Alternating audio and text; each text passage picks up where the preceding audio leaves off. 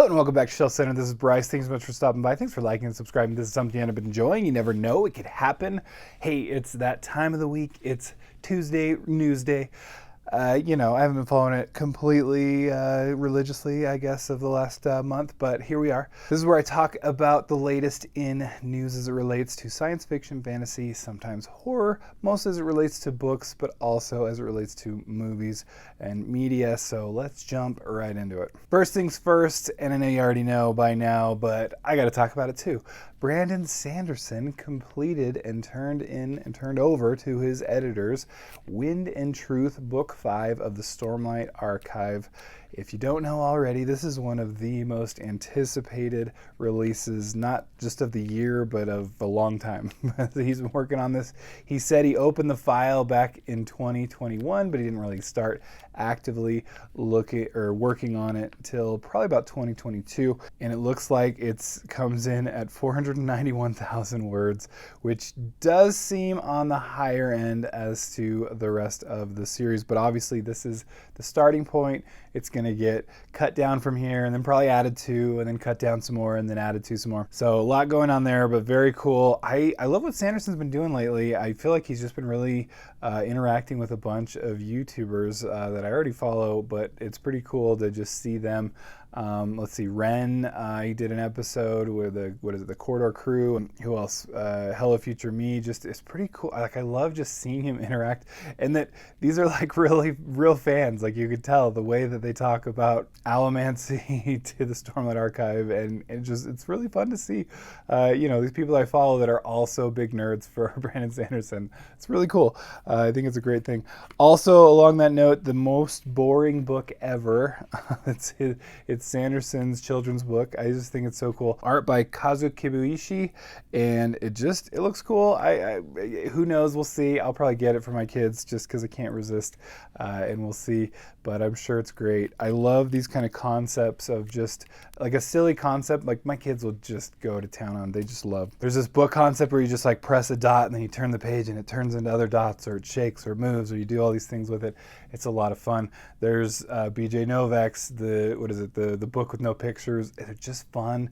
Our kids will read them like over and over again, and what a great way to get kids just into reading with just this fun book to do to read together. All right, and then we've got a short story from Ryan Cahill, or Cahill, I'm sorry if I'm mispronouncing that, but The Blood That Burns the Winter Snow. This is the first short story in his ongoing fantasy series that has been all the craze, but it's available on ebook. I thought I'd mention that. I got that in my email. And anyway, so that's cool. I just know a lot of people that love this series, and I need to jump on it already. Then we've got a new one from V.E. Schwab. Looks like it's coming out next year. Bury Our Bones in the Midnight Soil. It's set to release June 10th, 2025. Looks like a new standalone as far as I can tell. They're really kind of pushing it with her, her last standalone release, the Invisible Life of Addie LaRue. I always love a good standalone, and I've absolutely enjoyed V. Schwab in the past. The Grey London series, whatever it's called. And pretty big news from a very well-known fantasy author, but who has not really published a solid novel in some time. But this is going to be China Miéville, and I apologize if I'm pronouncing that wrong. But there's apparently, he's mentioned, because he's doing this new, this book with Keanu Reeves. That should be coming out here very quickly. I think it's Berserk. And but even more important, he's doing his own standalone book, which looks like is over 1,000 pages, probably. At least his biggest is what he's saying in this new interview about the Berserk. But he mentions his what he's doing otherwise, his own work, and going to be the biggest, which Perdido Street Station is very large. The Scar, I think, is very large. Those are some hefty books, and so very good news for fans. Again, that's a large book we're looking at, and so maybe is it the first in trilogy or whatever? I don't know. There was very little stated about that, so but still exciting news.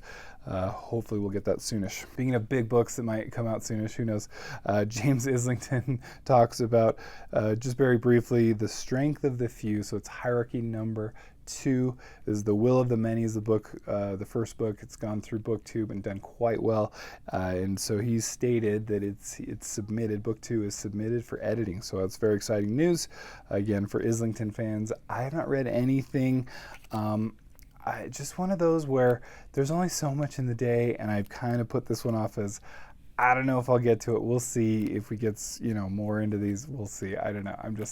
I'm not committing to these yet. All right, this one's a bit of a spoiler, so I wanted to make sure and give you a proper warning, but it's related to Malazan. It's related to the Broken Binding, and it's one of the released artworks of the first 3 books, but it's a huge spoiler. In one of these books. Again, I don't even want to get into which it is. I'll let you know down in the comments below just where to jump to. I probably will have something here in this video, but I wanted to show it because it looks awesome. Jump ahead right now because we're getting into spoilers just for like half a second here. It's not going to be too long, but let's go. All right, now that we're into spoiler territory, I mean, look how cool this is. I love just the water pouring off of Moonspawn, and this is clearly Coral, or however you pronounce it, but Coral in book 3 of the Malazan Book of the Fallen, Memories of Ice, and where that just comes up and just does its work. It's just so great. Absolutely epic scene, and I just think it's done so well here. I just absolutely love it. All right, our final bit of book news kind of meshes in with the media news, so I wanted to put that here at the very end of the book news. But apparently we've got ourselves a new Hunger Games prequel from Suzanne Collins. Clearly milking this. It's hard not to feel like it's a milking of the Hunger Games universe. We already got a prequel with the Ballad of Songbirds and Snakes, and I don't think anyone, I'll be honest, maybe I'm wrong, but I feel like very few people were wondering, but what about Snow's perspective, the bad guy's perspective? I really wanted to make sure that I had some empathy for him. I don't know if anyone really wanted it or was asking for it. Apparently it did well, and it got itself a movie, whatever, blah, blah, blah. Course it did. So what's funny about this one is that it's already been optioned for a movie, of course, because they do pretty well, I guess. It's just, anyway, hard not to be like,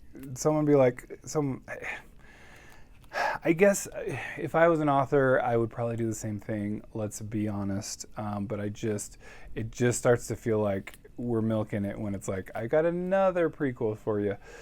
If these were planned out, like Dresden Files or something, I'd have a little more faith, but it's hard. It's very hard to just, commit to that. So anyway, also movie. There's your media news too, jumping into it. And then finally, just quick media news too, Alien Romulus. I don't know what to think yet.